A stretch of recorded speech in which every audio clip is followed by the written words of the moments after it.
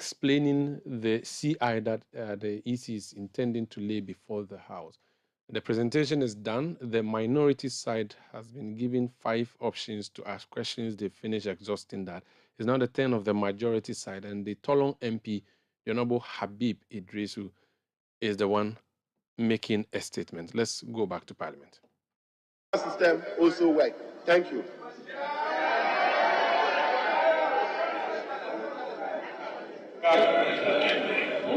Mr. Speaker, this question goes to the Electoral Commission.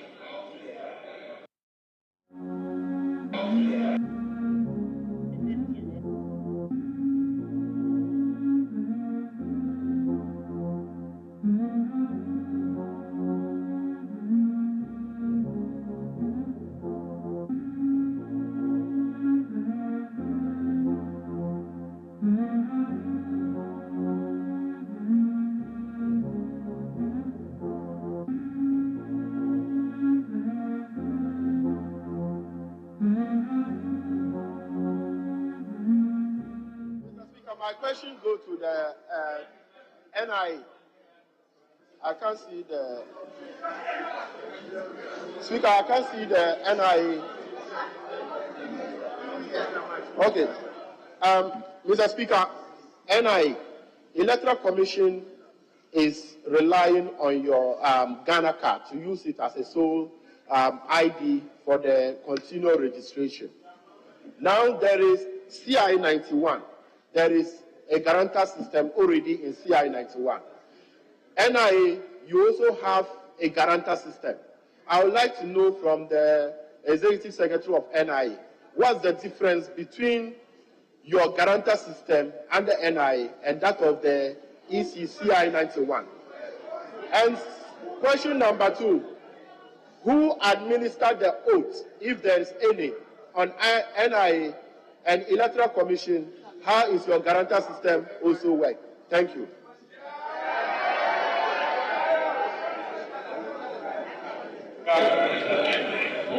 Mr. Speaker, this question goes to the Electoral Commission. Article 51 of the Constitution of Ghana, 1992, says the Electoral Commission shall, by constitutional instrument, make regulations for the effective performance of its functions under this Constitution or any other law, and in particular for the registration of voters, the conduct of public elections and referenda, including provision for voting by proxy.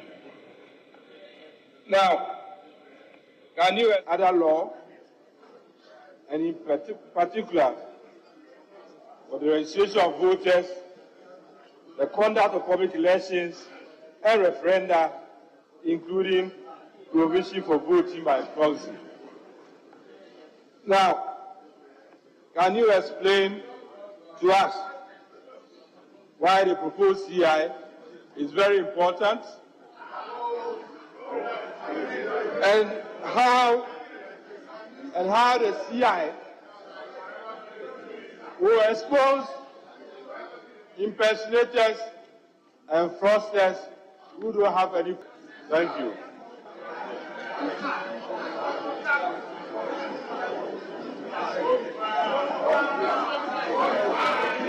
Honorable members, it's now the time for Honorable Yao Buama. Honorable Yao Buama. Thank you, Mr. Speaker.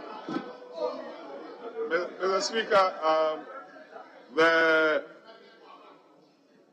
Electoral Commissioner on page 6 of her report to the House stated that she intends to register, or the Commission intends to register between 450,000 and 550,000 Ghanaians every year. We know the exercise couldn't take place in 2021, 2022, 2023, and 2024, going into So my estimation is about 1.8 million Ghanaians to be registered between now and the next elections. We know you've put in place measures to take care of this backlog.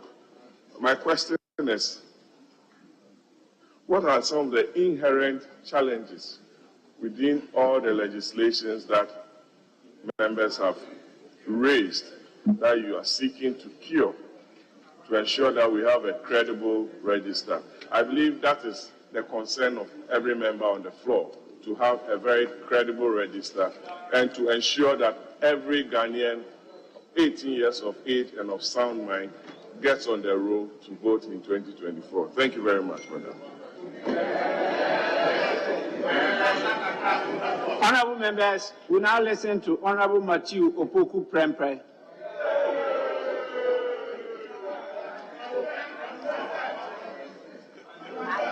Thank you, Mr. Chairman.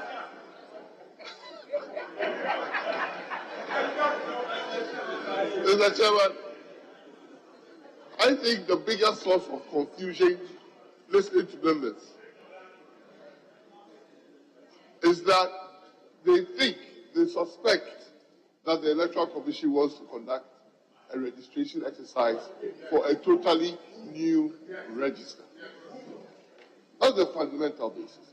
If it is not so, and that all the people who are already registered and eligible to vote at the last election will count the same, then I must ask, what is the fear?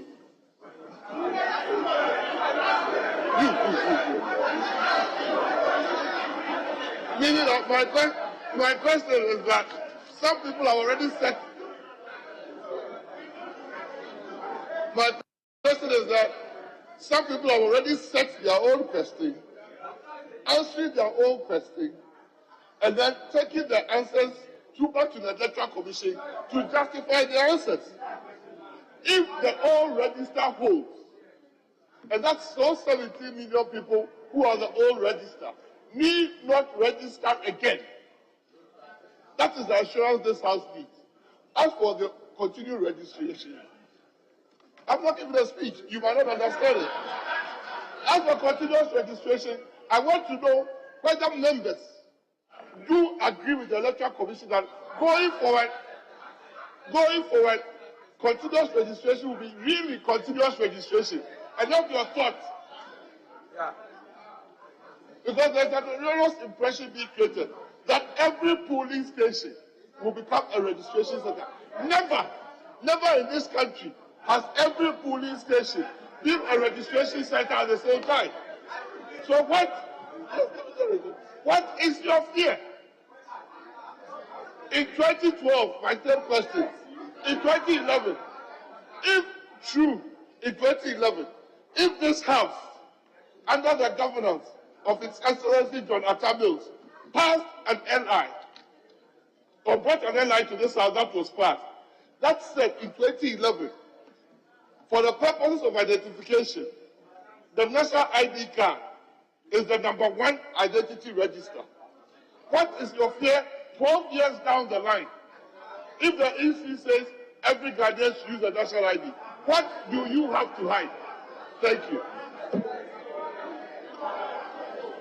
Honorable members, we now take Honorable Ano Dompre.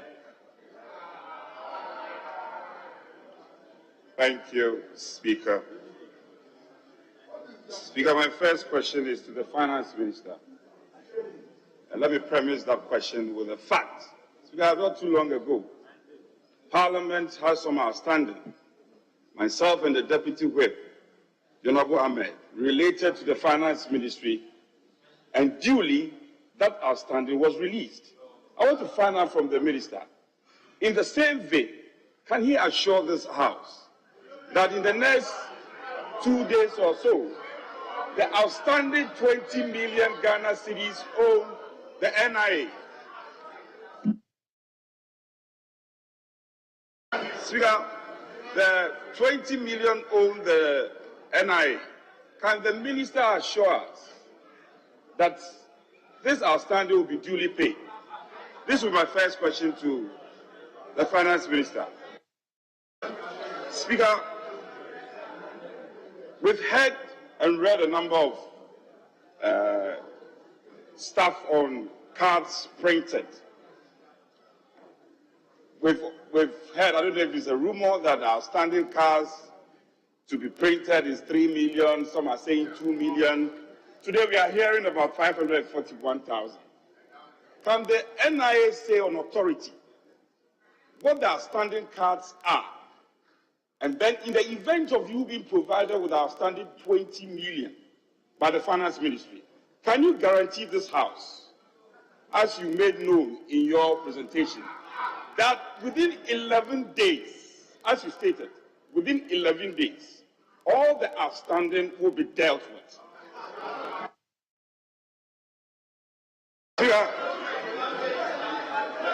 Again, we've heard concerns about guarantor system, and I'll be happy to be educated. What is the problem with the guarantor system, and how can that be cured? Finally, the use of the Ghana card as the main source of identification. Honorable Member, your time is up. Your time is up. Your time is up. We are just concluding. There's nothing I can do about yes, it. I'm concluding. Unless somebody whether the NIA boss can tell us, or the EC boss can tell us, the Honorable Member, your time is up. Now, I'll allow the EC and the NIA to respond to the issues you have raised. We will start with the EC.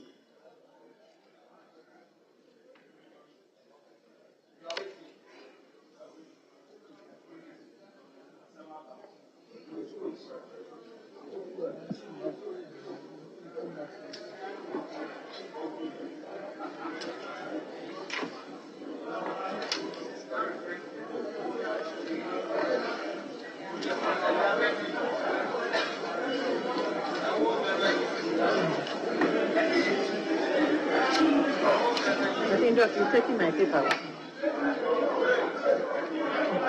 Yes, thank you very much. I think Honorable Ablakwa raised the issue of, the EC's intention to have started the continuous registration in July. And he notes that, that was 8 months ago. And in his view, if the CI had been passed, the Commission would not have been able to achieve or attain the continuous registration because of the challenges that the NIA is facing.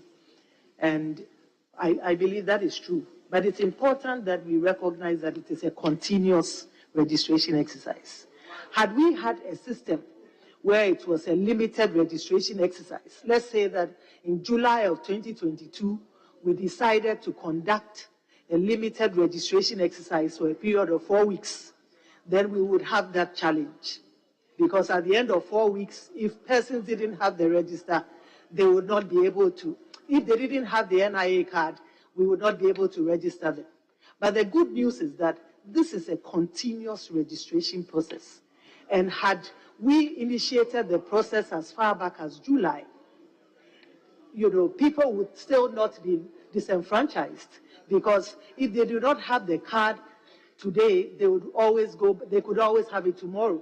So what we are saying is that had we been maintaining the limited registration process, then the NIA's inability to supply the cards would have led to disenfranchising citizens.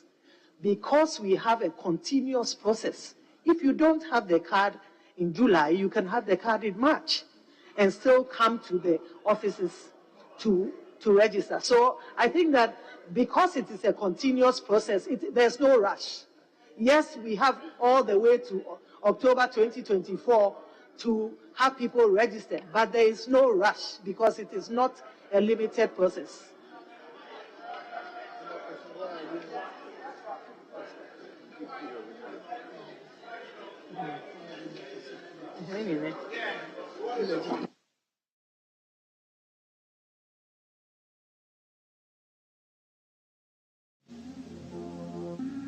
I think Honorable Harun Idrisu raised the issue about 10 million people using the Ghana card to prove their citizenship or to qualify to be registered. And he noted that, 13.4 million people, voted in the 2020 election. And so why is the EC, or did the EC, or is the EC classifying that the 3 million who may have come through the guarantor system or the passport as illegitimate? And did the EC, disqualify them and so on and so forth? But I think that at the time, I think it's important that we recognize that at the time of the registration, we had, in addition to the Ghana card, people could come through using the guarantor system and the passport. And so therefore, they were not, I think we should understand. So therefore, they were not illegal because the law provided that they could come.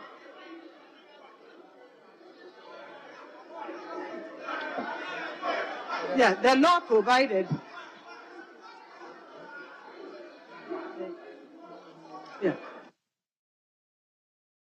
Yeah, because the law, I think we should understand. I think it's a simple argument. You have a law, and you have a law that allows you to use the Ghana card to come through the guarantor system or to use the passport to prove your eligibility. You have that law. And therefore, if people came in using their passports or came in through the window of the guarantor system or used their Ghana card, those who came in using the passports or the guarantor system cannot be classified as illegal because at the time it was the law. But under this law, under this law, under this law, we are saying that you cannot come in through the guarantor system or use a passport to prove your citizenship. Under this law, we are saying that you cannot, under this here, we are saying that you cannot come in or prove your eligibility through the guarantor system or the passport. So here, if you come in, here basically under this here, you can't come under those, conditions. But in the past, you could, and therefore you cannot be classified as being illegal. So if you have 10 million persons coming who registered using the Ghana card, and you also have, you have 3 million persons who came using the guarantor system or the passport. Under the previous law, they could not be classified as illegal.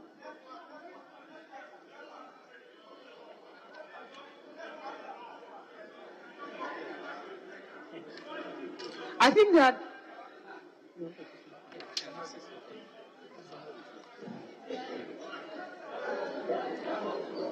yes, I think the Honorable Ayine also raised the issue about the figures, and because he has on his sheet a figure of 15,000 plus who were challenged as minors. If you look on that sheet, you will find that 32,762 people were successfully challenged during the, the registration process under the DRLC.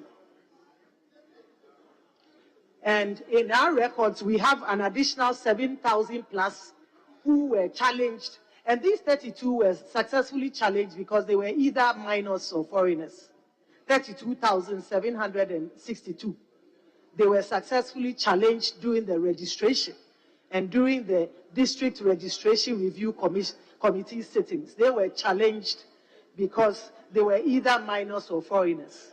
But apart from that, we also have an additional 7,000 persons who were challenged as part of our adjudication process because we could not identify, they could not be identified and for identification purposes.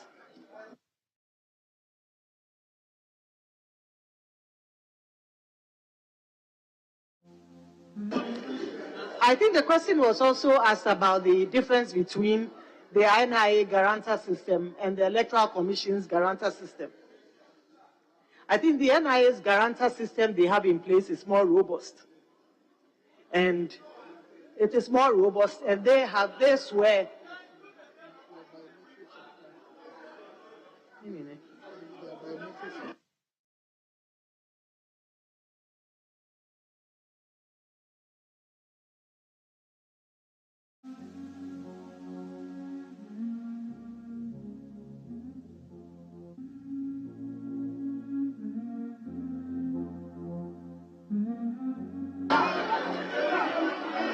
Hello. I think the NIA system is more robust. They swear an oath.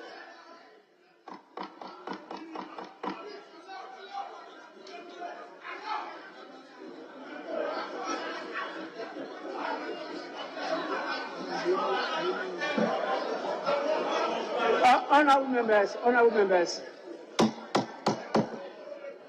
please, you have asked questions. She is answering the questions. You may disagree with her, but please listen to her. Later on, we can take that on. Let's listen to her answers first. Please go on. Yeah. I think that the NIA guarantor system is more robust because they have persons who come through swearing an oath, whilst we don't. Secondly, I think that those who serve as guarantors have their details attached to the registrant's application. Those who serve as guarantors have their details attached to a person's application, and we don't. And then thirdly, there's evidence that more people have registered for the Ghana card. More people have the Ghana card. And that's why we intend to rely on that.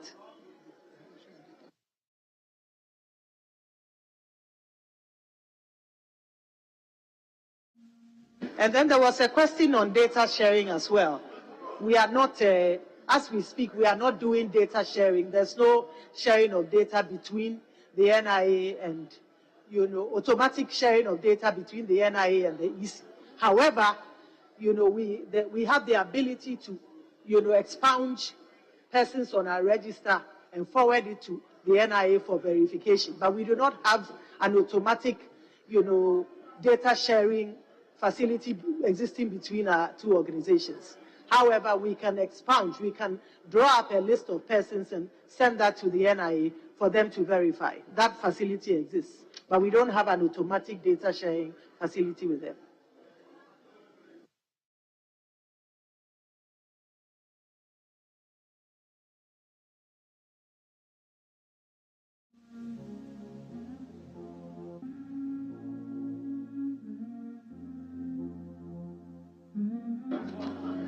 I think there was also a question,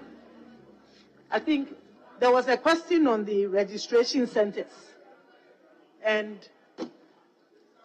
the CI, the draft CI that lies before us, Regulation 2.2, or let's say 2.1 and 2.2 of the CI speaks about the designation of registration centers. And it says that the Commission shall designate as a registration center the district office of the Commission and any other place that the Commission considers appropriate. As such, this, once again, should the Commission deem it fit to establish registration centers in places other than the district office, the CI makes provision for that. I know the argument has been made that some of the district offices may be far, but if you look at Regulation 2.B, it says that the Commission shall designate as a registration center any other place that the Commission considers appropriate. And therefore, centers can be set up outside the district offices. And so basically that is it. It is not limited to only the district offices, but centers can be set up in any other place that the Commission deems fit. And therefore, in difficult to access district offices, the Commission will take steps to designate, accessible centers as registration centers.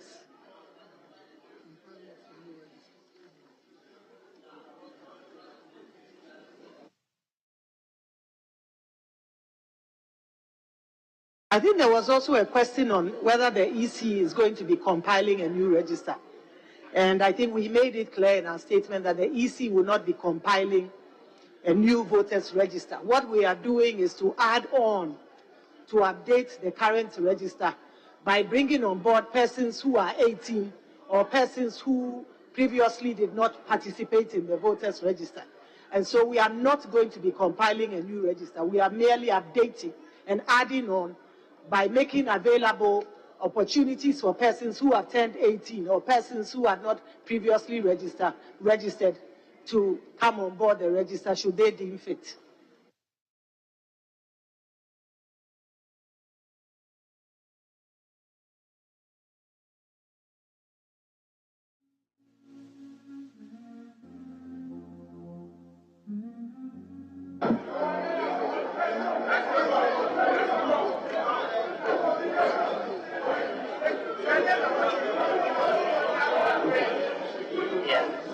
I don't finish.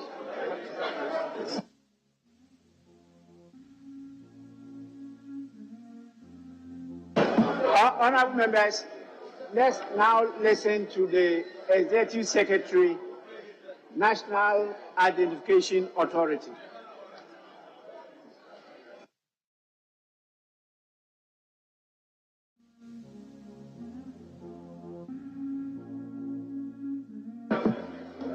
Ayalga's question will be answered by the National Identification Authority.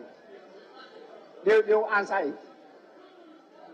Mr. Speaker. Your question. Yes, I did ask a question about Regulation 9. Mr. Speaker, I have read thoroughly the statement of the EC chairperson. And basically it is founded on the premise that the current CI, that is CI 91, does not allow for the kind of continuous registration that she wants to do with the new CI. Meanwhile, Regulation 9 of the old CI and Regulation 9 of the new CI coincide in their substance. Mr. Speaker, this is very important. She should be able to convince this House that that is the premise of the change in the law. Okay, the substantive content of Regulation 9 in the proposed CI should be different from the substantive content in the old one. But that is not the case, Mr. Speaker. So she should be able to answer that question right now. It's important, Mr. Speaker. Very, very important. No, it's okay. Yes, easy, just respond to this issue.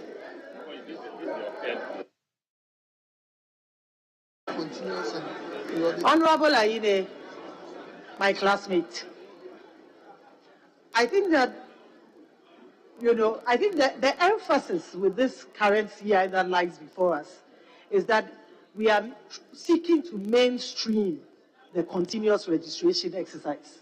In the previous CI, it was not, that was not the emphasis. But if you look at this CI, it is to seek to mainstream, make it part and parcel of our daily functions, to have continuous registration. Additionally, the CI differs from the previous CI with the documentation that one has to provide to prove one's eligibility. And we know that in the previous CI, you had to provide either the passport, the Ghana card, or to come through the guarantor system. But in this CI, the difference is that we are seeking to apply or ensure that persons who come through with only the Ghana card. But the significant difference is that this CI seeks to mainstream continuous registration and to make it a part and parcel of our daily functions. Thank you.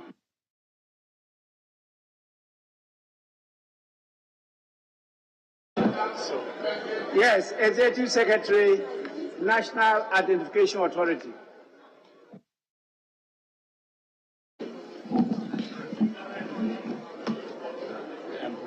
Thank you very much, Right Honourable Speaker.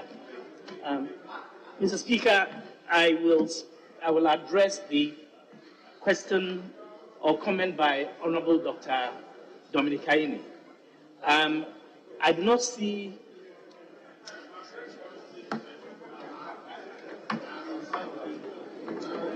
I do not see what aspects of NIA's presentation leads to the conclusion that 3.7 million Ghanaians will not be able to vote if, for example, they wanted to do so today. There's nothing I have said.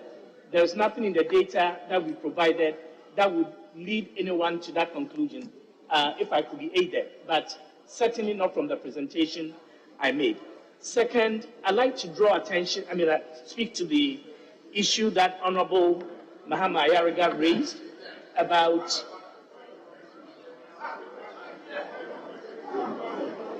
should I? There's a point of correction. Because the Chief Executive Officer of the NIA mentioned me with respect to certain figures. Mr. Speaker, he said to this House, he's on record, as having said that 2,565,705 eligible voters are yet to be registered onto, or eligible persons are yet to be registered. Is that correct or not? Is that correct or not? Yes. That's 2,565,705 persons eligible to be registered by your entity are yet to be registered. Is that correct? Mr. Chairman. No, it's from your own slides. Please. It's from your own slides. No. Honorable, he came on point of order. Yes, leader, let me hear you. I'll come back. Mr. Chairman, with the greatest respect, we are in a committee of the whole, and our orders provide, with the greatest respect, in Order 200, that in committees, the standing orders of the House shall be observed so far as may be applicable. Mr. Speaker, we are not here for cross-examination. You ask a question, the person is answering, then you interject to cross-examine. It is not permitted under our rules. With the greatest respect. Please, but I'm saying that. So let us structure the responses and the questions. That's the point I'm making. You don't just interject and be cross-examining him. Please, I believe that adequate space. Are you okay? I believe adequate space will be created so that if you want to ask a follow-up question, it could be granted. But the interjection is what I'm worried about. Thank you, Mr. Speaker. Mr. Speaker, the Honorable Ayine had every right to stand up. The director had called his name in relation to a question he had asked. And so to say that the Honorable is basically interjecting, this Honorable member will not do that. Of course. Honorable, I agree. But to say that of the Honorable member is Honorable Deputy Leader. Yes, Honorable Dominic Ayine, just finish your point of order. So, Mr. Speaker, his own last slide is what I'm relying on. And in that slide, he said there are 2,565,705 eligible persons who are yet to be registered. Okay? I'm not misquoting him. Then he said in the slide that 642,403 printed cards have not yet been collected. Is that not correct? Then he says that 541,529 not yet printed, meaning that if you add the 2.5 to these figures, as at now, the number of Ghanaians who do not have the card is 3,749,639. And that is the reason I asked the EC chair that if today the EC chair had her instrument passed, these Ghanaians will not be able to walk to the registration center to register. Is that true or not? Well.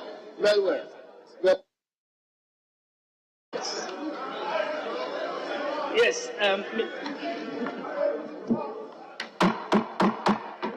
Honourable members, he has asked his question. Please, let's listen to the Executive Secretary. Thank you very much, Mr. Speaker. Mr. Speaker, it is true that I said that the number of Ghanaians aged 15 years and above, please, 15 years and above, who are yet to be registered is 2,565,705. It is also true that I said that the number of cards printed but not yet collected is 642,403. And finally, it is true that I said that the number of cards not yet printed is 541,529. Mr. Chairman, those statements are statements of fact, but they do not lead, they do not entitle anyone to add the number of unprinted cards, the number of persons aged 15 and above, and the number of persons who have not collected their cards, and presume that all of those are persons eligible to vote or to register and vote. It's a complete miscalculation. That is not the point, because the persons aged 15 and above who have not yet registered, 15s, it includes minors. 15 and above includes persons who are minors. So you cannot draw the conclusion that these people are entitled to register. So that is it. That is number one. So, Mr. Chairman, Mr. Speaker, I have not. Honourable members, please, it's better we remain silent so that you'll be able to hear him well. If you murmur, you wouldn't hear anything. Please, Honourable Adongo, please take your seat. Take your seat. You take your seat. Let him finish answering the question. Take your seat. Yes. Second, Mr. Speaker, the number of cards not yet printed, I have given the assurance to this Honourable House that given the resources, we will be able to print those cards in 11 days. And I've also, Mr. Speaker, as I sit here, I've received notification from the Honourable Deputy Minister for Finance, Honourable Abina Osei Asari, that the 20 million that was outstanding Ghana cedis that was outstanding has been paid. I have cross-checked with CalBank, and I have received notification from CalBank that that payment also has been received, meaning that the 100 million that was outstanding has been completely paid off, paving way for the conversation that will result in the release of cards for us to print the 541,529. So, Mr. Speaker, it does not follow that such a number of people will not be eligible to vote. Mr. Speaker, I'd like to also speak to the issue that Honourable Mahama Ayariga raised about the shall and may, or the may and the shall.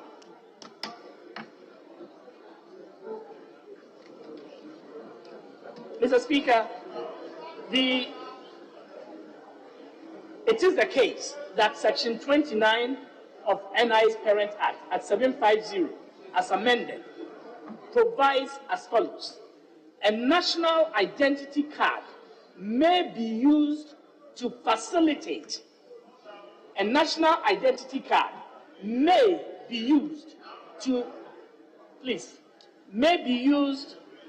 facilitate the process the process of an application for personal information. The process of an application for personal information that has been recorded as an entry in a specified part of the register for an individual. So it is a process. The card may be required to facilitate the process of an application for information that is stored in a specified part of the register of an individual. Second, the provision of personal information to a person entitled to receive the information. What this means is that the police, for example, may ask NIA for information on a particular person. The police may ask the person for their ID card, then use that ID card to, as part of the process, to access information from NIA. And I can assure the Honourable Member of Parliament that the Ghana Police Service and the IOCO and the intelligence community have taken advantage of this law, this provision, and asked for information. When they do, they may take information about the person. They may use the person's Ghana card and say to NIA, this is the person's personal identification number. Give us information on the person. That is the may use, that is the optional use of the card as provided for under Section 29 of Act 750. When you come to LI 2111, Regulation 7 of LI 2111, what it provides is that a national identity card issued to an individual shall be used for the following transactions where identification is required. The emphasis there, Mr. Speaker,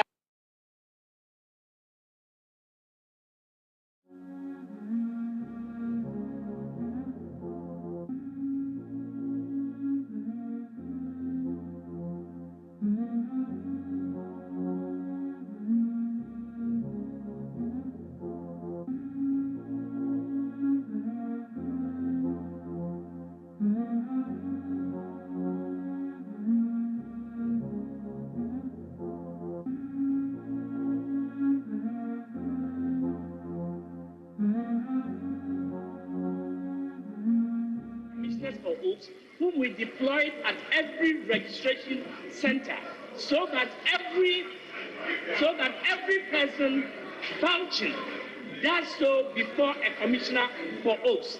It enables the trust element to be established. It enables track and tracing, and if you perjure yourself, the consequences are clear.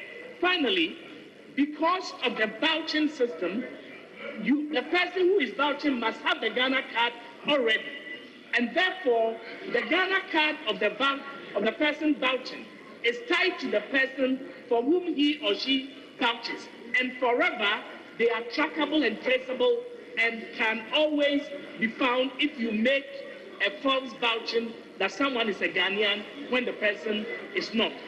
In the EC system, the vouching is done by any person.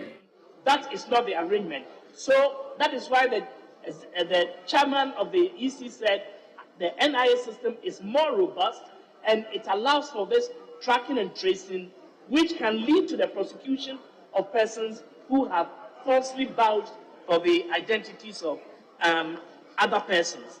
And the final question I want to speak to is from Honorable Amadu, who asks whether NIA can print the cards within 11 days if given the funds. I think I've answered it loud and clear. Yes, we can. Thank you very much, Mr. Speaker. Very well. I think there were some questions to the finance minister.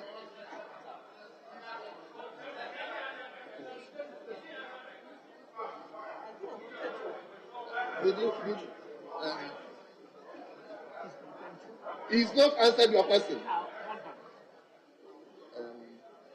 Honorable Okujocha is saying you. Because from the slides, we only have the regional global figures, but we don't have constituency by constituency. Yes, for the 276. Mr. Speaker, the Honorable Okujocha Ablakwa is right. The Honorable Member of Parliament is right. And indeed, I promised to give that. I have it here, and I can give it. I have the... just a second. Yeah. I have the Excel here. We can connect and I can project it. But every region and every district you want, I have it here and I can give it to you, sir.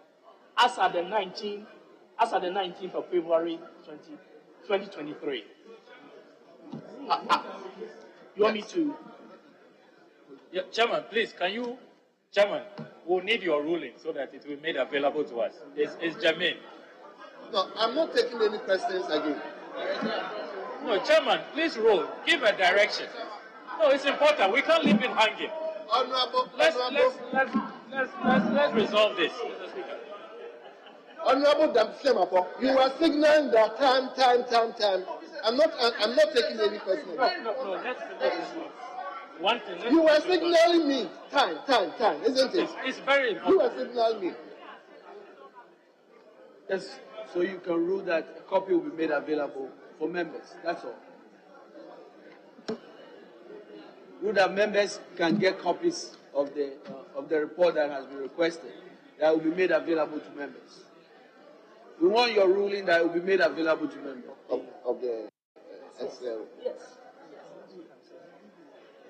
Yes, he's saying members can get copies. So. This is very important, Mr. Chairman. I just heard the Chief Executive Officer of the NIA interpret Regulation 7, Sub-Regulation E of LI 211. Honorable Dafiamako, I've not given you the opportunity. The interpretation, Mr. Speaker, that is your understanding, Mr. Speaker, and that is his understanding. No, I want to ask him a question. And the question is this: that if you interpret the law the way you have done, then over 2 million cards that you have not given to Ghanaians, can you expect those people a mandatory use of the card that you have not issued to them? You have not issued the card to the people. Can it be expected that the 2.something million people, there will be a mandatory requirement for them to use the card, as you have interpreted in the law? So the law says issue cards. Issued. That is why the emphasis is. So stop misreading the law. Stop that. That the copies be made available today. That the copies be available today to members.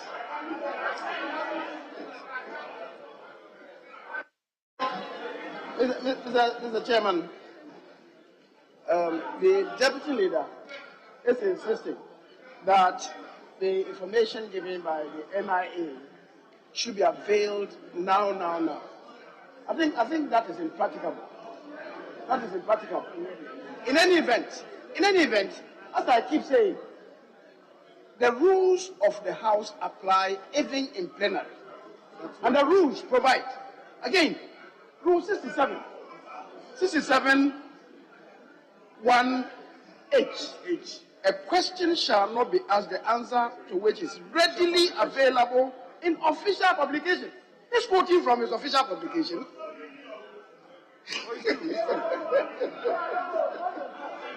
I don't know, apply yourself to the rules, and you appreciate what you are doing. And these shenanigans will cease. Apply yourself to the rules. But Mr. Speaker, if members need it, and the instruction, the directive is that it should be supplied. It's all well and good. But I'm just saying that this insistence is really superfluous. It's superfluous because you are required to access the official publication on your website. Who told you? Your phone is limited. Your phone is limited.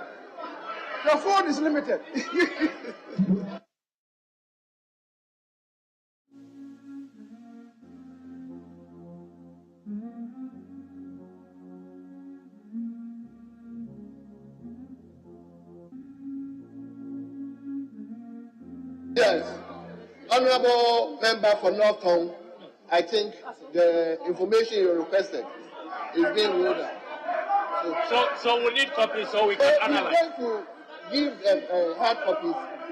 All right, thank you.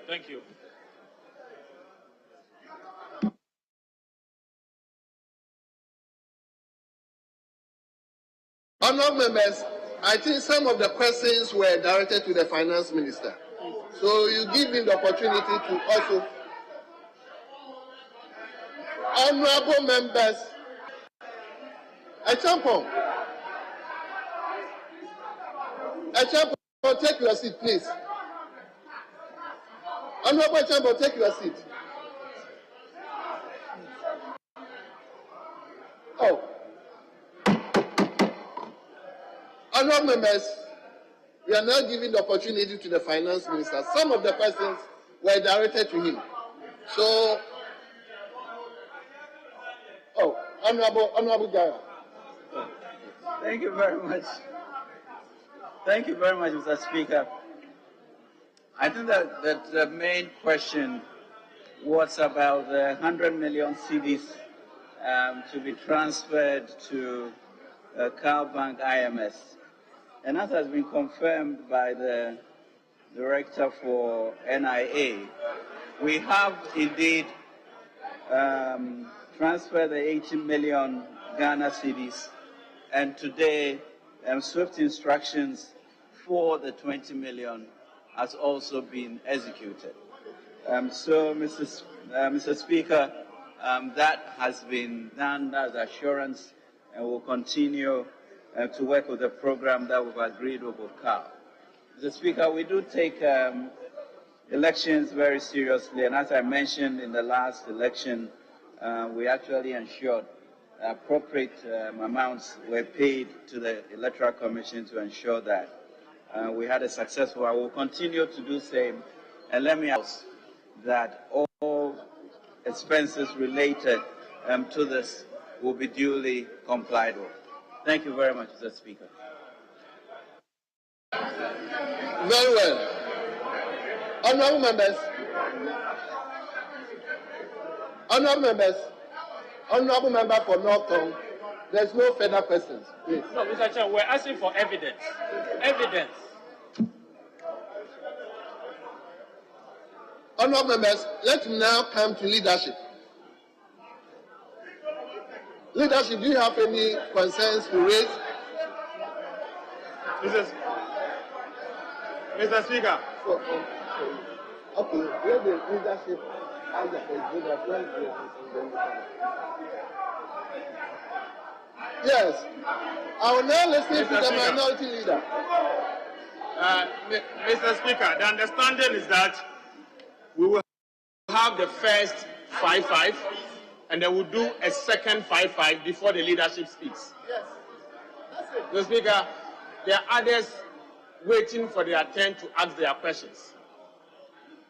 There will be the need for them to be given opportunity so that they can ask their questions and this matter be cleared once and for all. Another set of 5 before the leadership speaks.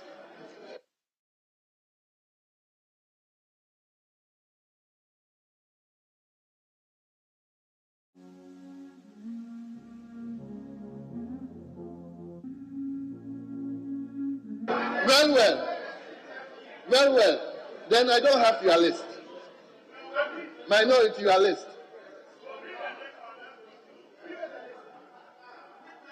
I have the majority, I don't have the minority.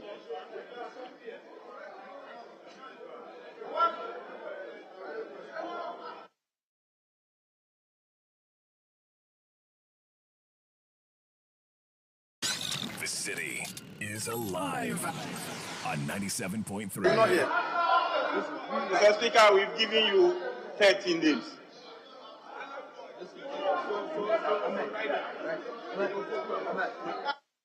It's here. Honorable members. Honorable members. Honorable members. It appears time is fast spent. Will you listen to me? Honorable members, will you listen to me?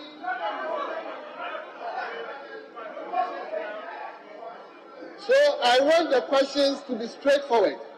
I don't want any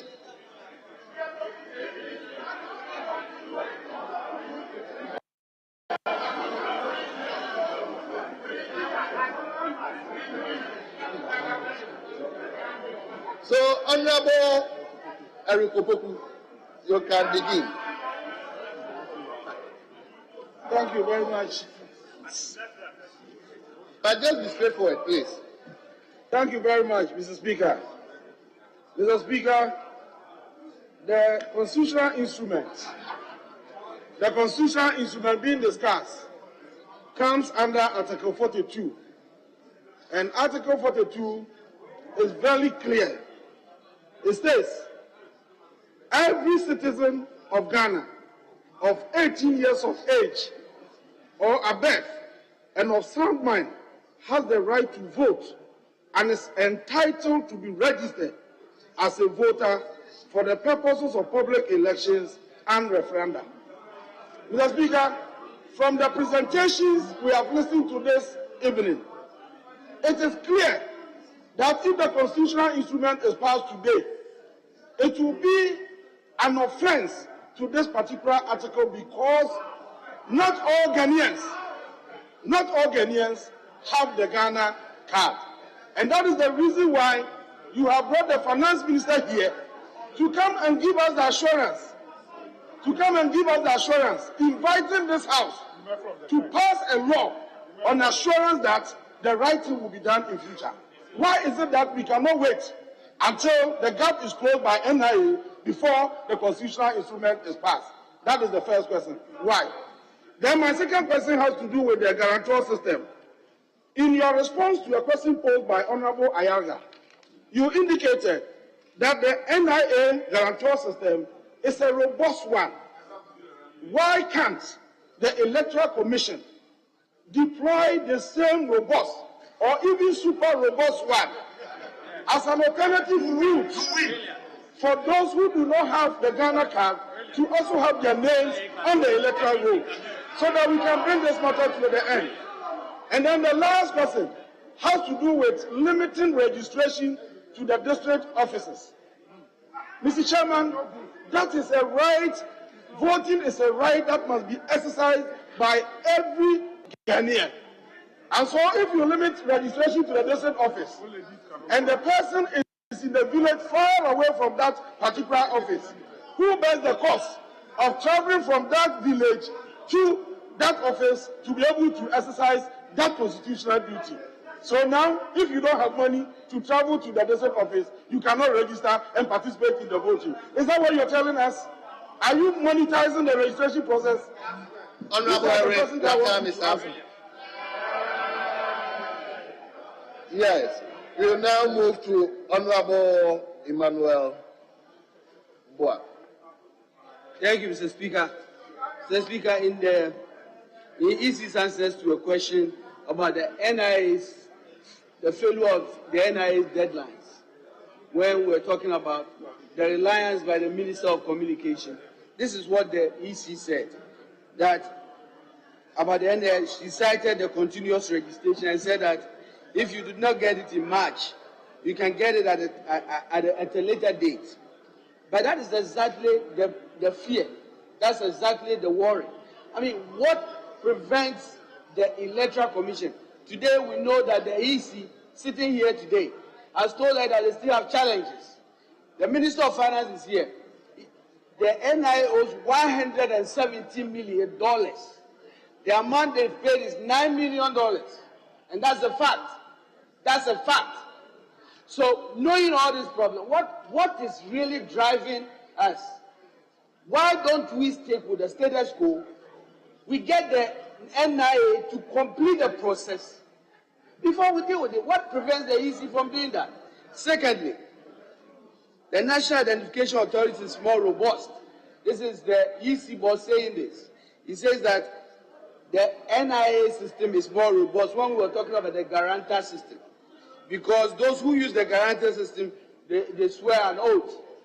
So if that is robust and effective, What prevents the EC from adopting that system, the same guarantor system, if that works? And it's not the same question. And then on the third one, on the district capital, there's other consequential dangerous processes involved in that.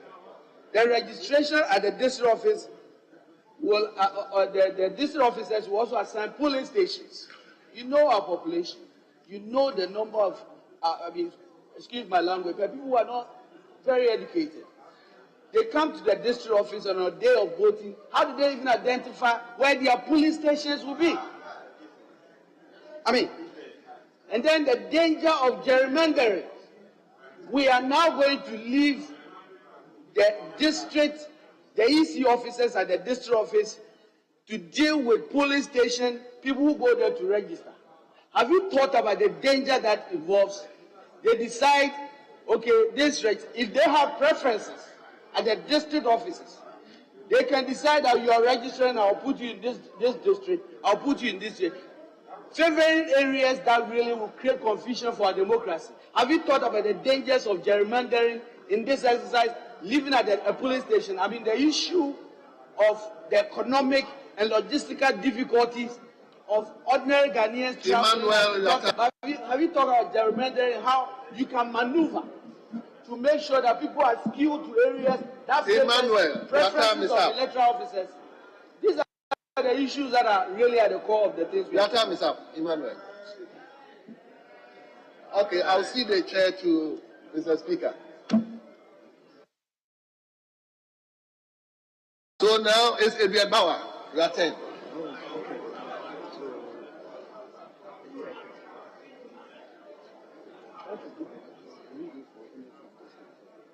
They said 5 again. That's what we are. So we started 1, 2, 3. So this is the third one. So then when you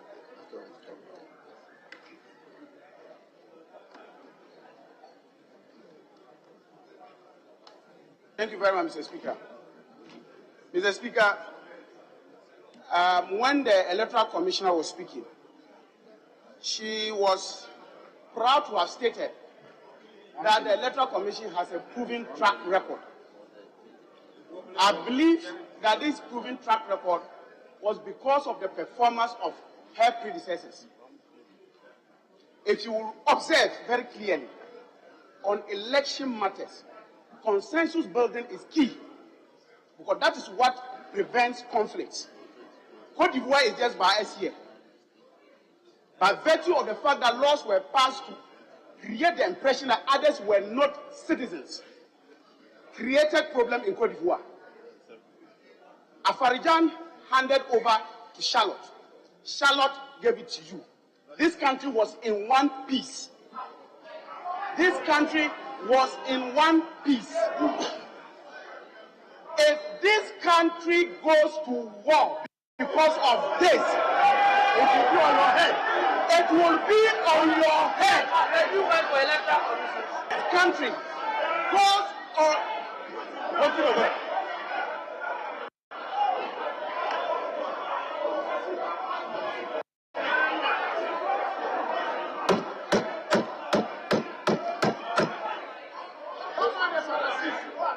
Mr. Speaker,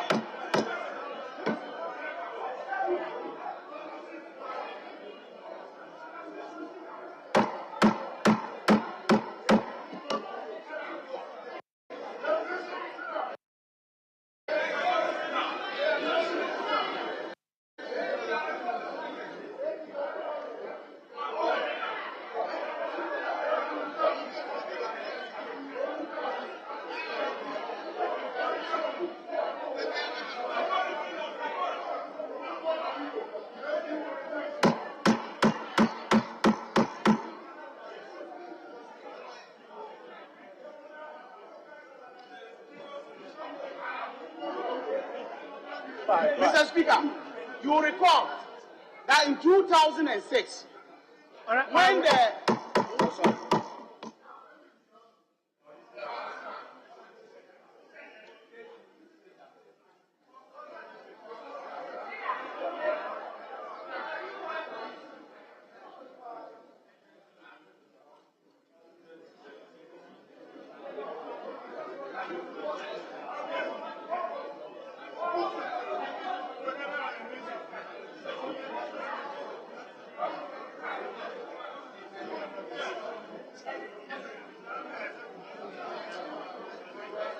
Honorable members, please.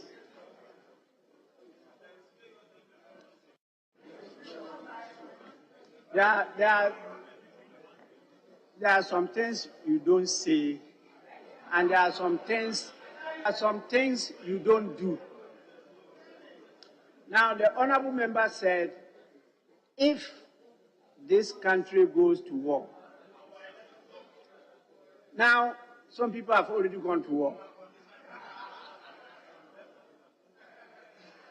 I don't want to mention your name, but you are already up, and your hands and your statements, if they were on the mic, you have gone to war already.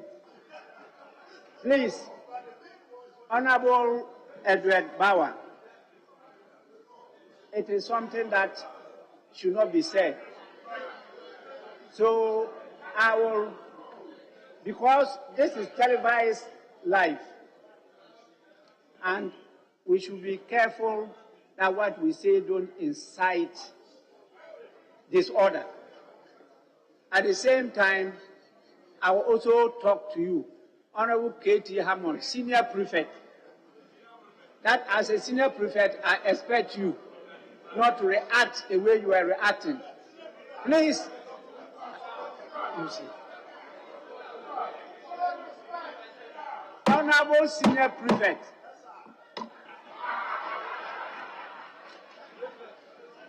all your fingers are still in my mouth. I can buy them. So please, you must behave, or else. The Honorable Deputy Minister for Finance objected to what he said, but he did not act in similar manner.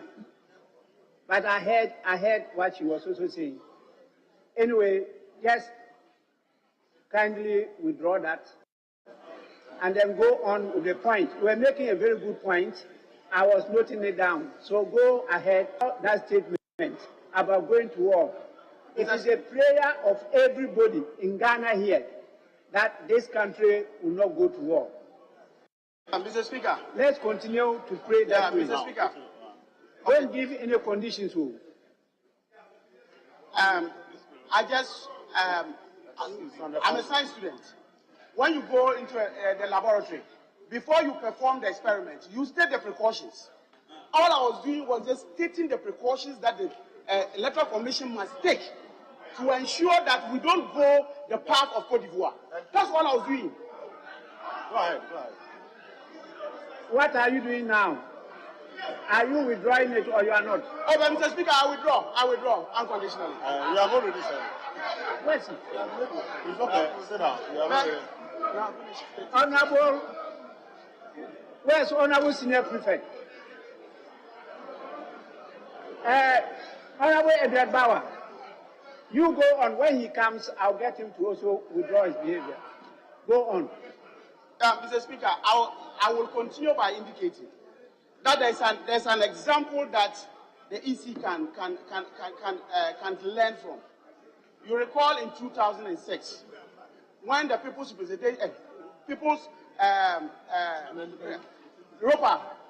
when ROPAL was passed. You recall that because of the protestation on the streets of Ghana, even though it became law and even the president assented to it, the Electoral Commission was cautious in implementing it because they knew that they needed the full cooperation of all the key players to be able to implement it. My appeal, again, to the Electoral Commissioner is that know that we want this country in one piece. That's all I can say. It's not a question.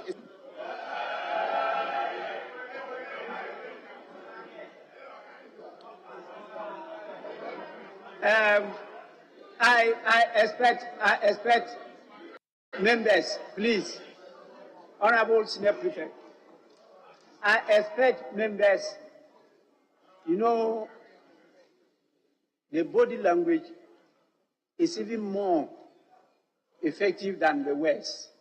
The body language. When people watch us, because they know we are representing them outside, they don't know the relationship we have built here. I know many of my friends to the left are good friends of those to the right. And you display this outside the chamber. But when in the chamber, you are talking and your fingers are pointing and you are doing this gesticulation, the people outside watching you, they get infuriated. Please, honorability involves a lot of things. You must manage your body language. That is why I want to apologize. No, control yourself first. No, control yourself first. Please. No. Please. It's a plea to you. Don't do that. He didn't ask any question. You are just making a contribution. But he went beyond bounds, but he has withdrawn. He has withdrawn the statement, so I accept that. So there is no question to you. Can we go to Honorable Isaac Adongo? Thank you very much, Right Honorable Speaker. Mr. Speaker, the Finance Minister has given us assurances, but we've gone past assurances now. The biggest problem in the room is the NIA. Go and fix NIA as a condition precedent to any conversation on CR. It's as simple as that. But I want to refer the Electoral Commissioner to her own CR 91. Particularly page 24, there's a schedule form 1 that she uses for guarantors. And inbuilt in that is the oath system that she describes with the NIA as the robust. I'm surprised that she's not even taking care to look at her own document. And I want to read the oath under it. Mr. Speaker, he says, I solemnly swear or affirm that I know Mr., Mrs., and Mrs. is qualified to register as a voter at the above named registration center. I solemnly swear or affirm that I know that person is qualified to register as a voter at the above named registration center, and should it come to be false, I will bear the consequence. Thank you. This is an oath. And for you, the EC to be now praising somebody else using the same method as a means of getting another thing done for you is unbelievable. Please take your time and read your CI before you mess us up. Mr. Speaker, I am surprised that the NIA has been telling us the number of people unregistered from age 15 and above. But the issue we are dealing with is 18 and above. Why have you, up to this point, not told us how many 18 and above you are supposed to register? And how many are outstanding? But you are busy telling us 15 years, 16 years, and 17. Mr. Speaker, I also remember that the EC board said that if one ineligible voter enters the register, that is bad enough. I want to remind all of us that even Jesus Christ, when he was selecting his disciples, Judas Iscariot still slipped through. And that it is not possible under the sun, not even the United States of America, would develop 100% free, foolproof register. Please, work with what you have. We spent $1 billion already. We are not ready under this mess and the difficulties that we have to spend another penny to put up a new register. Please spare us and deal with the problems that we have. Thank you very much. Yeah.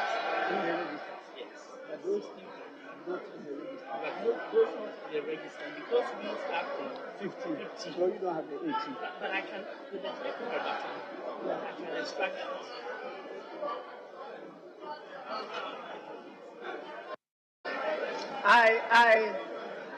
I was keenly listening to Honorable Isaac Adongo, and then he was quoting from the Bible.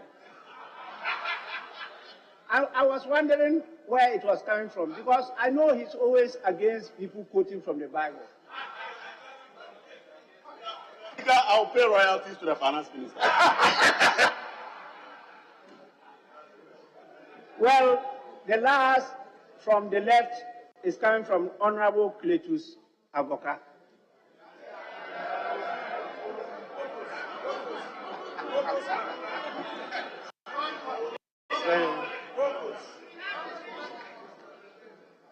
Thank you, Mr. Speaker. Mr. Speaker, is the issue that limiting Ghanaians to the national ID card for registration as a voter, coupled with limiting Ghanaians to go to the district capital to register, will lead, the combined effect of these two will lead to people being disenfranchised under Article 42 of the Constitution because of the long distances of some people living 30 to 50 kilometers away from the district capital and not having access easily to the ID card. Wouldn't that amount to disenfranchising a lot of Ghanaians? That's number one. Number two, Mr. Speaker, since the opposition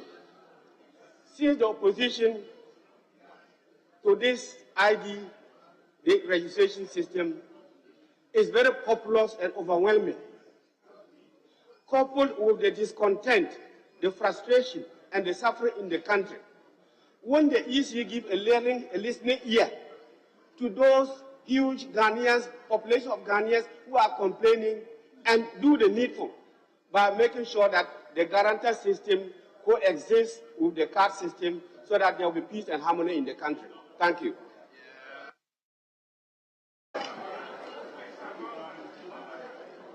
Well, as you all know, he was my former colleague.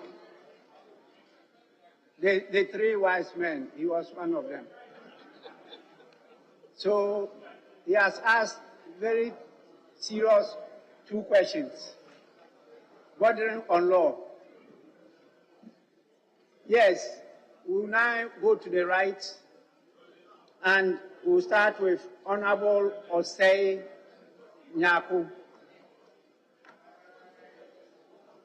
Thank you, Mr. Speaker. I want to ask the EC chair if it is true that the Ghana card will be used to vote in 2024. That's the first one. The second question is, Mr. Speaker, I want to find out from the EC chair if the EC is going to compile a new register for the 2024 election. That's two questions. I want to find out from the EC chair, Mr. Speaker, from her presentation. He said the continuous registration by using the Ghana card is going to save this country some huge sums of amount. I want to find out if she will be able to give an indicative numbers, the cost, the amount of money or figures that this country is going to save. Last one, I want to find out from the EC if he has any plans of creating additional constituency, and if not to, we should explain to the people of Ghana. Thank you. Honorable Dan Bochwe. Honorable Dan Bochwe. Thank you, Honorable Speaker. Honorable Speaker, I've heard of a new register. And the chairperson of the Electoral Commission confirmed that all the registered voters in the current register 2020, which they recently compiled in the 2020 elections, will have people who did not use Ghana card to register. Will some of these people have to go and use Ghana card again to re-register? Or all those 70 million plus registered voters remain valid registered voters in the country?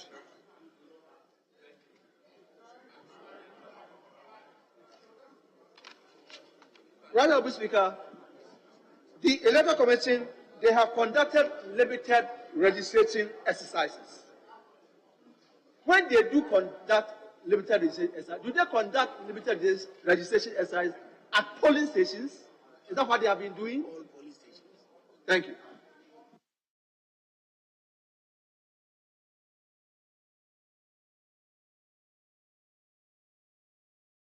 Honorable Samuel Abu Jinapo. Thank you, Right Honorable Speaker. Mr. Speaker, Regulation 71J of 2012, the National Identity Register Regulation, Mr. Speaker, and Article 45A and E of our national constitution, Mr. Speaker, the combined effect of these two provisions vests the mandate in the Electoral Commission in what they seek to do. Mr. Speaker, if you will permit me, you will recall that in 1992, when the Electoral Commission sought to introduce transparent ballot boxes, a section of the Ghanaian population opposed it. Mr. Speaker, in 1996, when the Electoral Commission sought to introduce photo ID, a section of the population opposed it. Mr. Speaker, in 2012, when the Electoral Commission sought to introduce biometric registration, a section of the population opposed it again. Mr. Speaker, in 2020, when the Electoral Commission sought to compile a new register, a section of the population took it to the Supreme Court. Mr. Speaker, we all attest to the fact that these various interventions have helped to enhance transparency in our elections. Mr. Speaker, clearly there is another opposition from a section of the Ghanaian population. So my question is, Mr. Speaker, on this occasion, what measures will the chairperson of the Electoral Commission take to give confidence to our friends who seem to have opposed all the interventions to improve transparency in our elections? Mr. Speaker, my second question is that it is trite knowledge that West African citizens register and get on the electoral roll of our country. There is absolutely no doubt about that. I think there's a sense of unanimity that West African nationals get on the electoral roll. So, Speaker, to what extent, to the Electoral Commissioner, to what extent will the passage of this new CI improve in making sure that Ghanaian electoral register is for Ghanaians and not for West Africans? So, Speaker, my final question goes to the NIA. Your time is up. Your time is up. Thank you, Mr. Speaker. Your time is up. Honorable Sylvester Tete.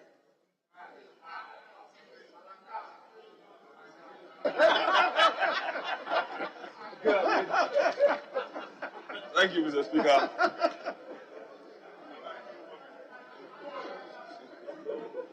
Mr. Speaker, first question goes to the EC chair.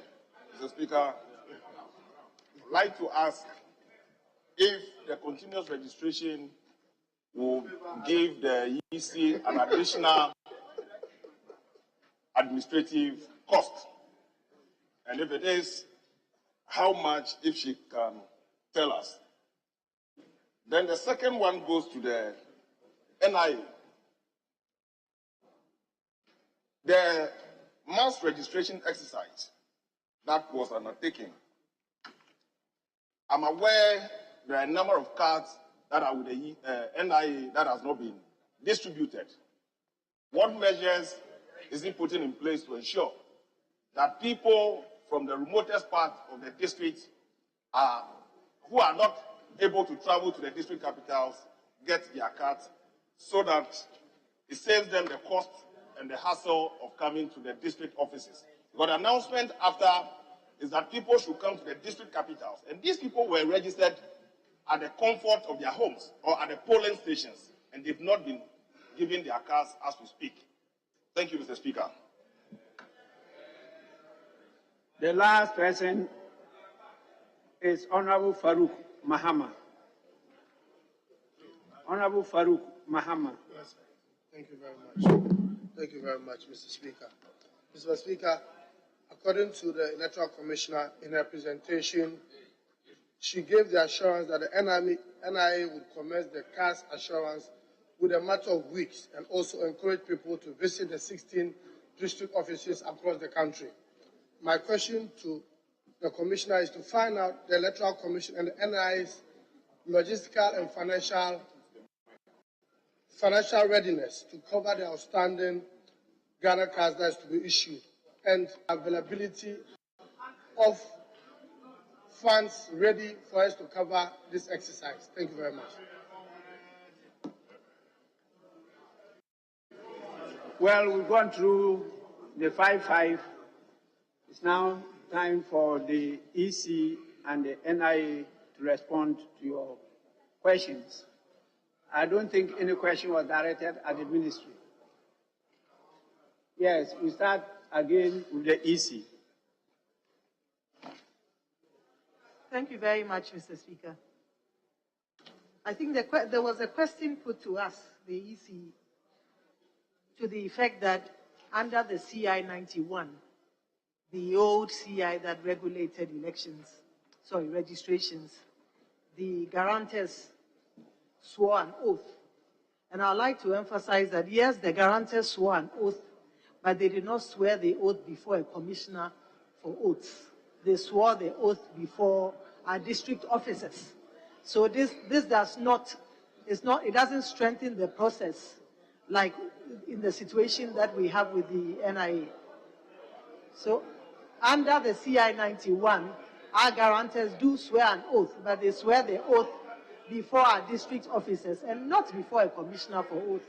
And we cannot say that that is the same. I think swearing an oath before a commissioner for oath carries a lot of weight. Swearing an oath before our district officer does not carry as much weight. And in the case of the NIA as well, the biometrics of the guarantor is attached to the applicant. We don't have that. In the case of the NIA, we don't have the system. I think it will be very costly to adopt a system where the biometrics of the guarantor is attached to the applicant. We don't have that. Ours is not as robust as, and therefore you find that we are simply swearing the oath before the district officer, whereas with the NIA, they swear before a commissioner for oaths. And the guarantor's details, the biometrics, are attached to that of the applicant, making theirs more robust. I know the question has been said that we should adopt that. And I mean, if NIA is doing that and doing that successfully, and we have been given the assurance that money will be released to ensure that the cards are printed and distributed, I see no reason why we should be, emulating the same, the same process. I think the question of, the NIA's inability to distribute cards is an issue of money. We have been assured this evening by the Minister for Finance that monies will be made available. So I believe that that should be able to solve the situation that we are in. Indeed, if, as a commission, the issues of the NIA went beyond money, and there were issues beyond our reach, and issues beyond our capability or the capability of the NIA, then we could, think otherwise and move ahead in another direction. But we are all aware that these are issues, financial issues, and we have been assured by the minister that finances will be made available. I think there was also another question as to whether we are putting up or we are preparing a new register. And I'd like to assure this Honorable House that the Commission does not intend to prepare a new register. What we are doing through the continuous registration is to simply, update the register. And by bringing on board persons who are 18 years of age or persons who are registered. So we'd like to assure the Honorable House that we are not seeking to prepare a new register.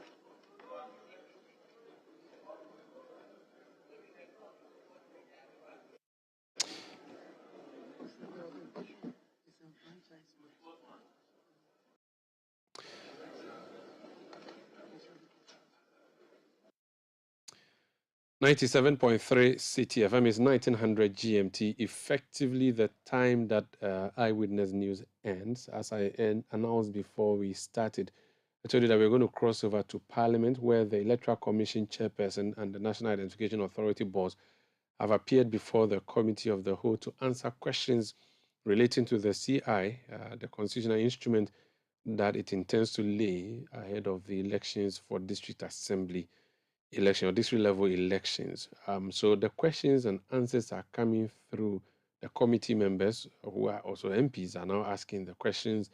The EC chair is answering, the NIA boss is also answering. Eyewitness News is effectively over.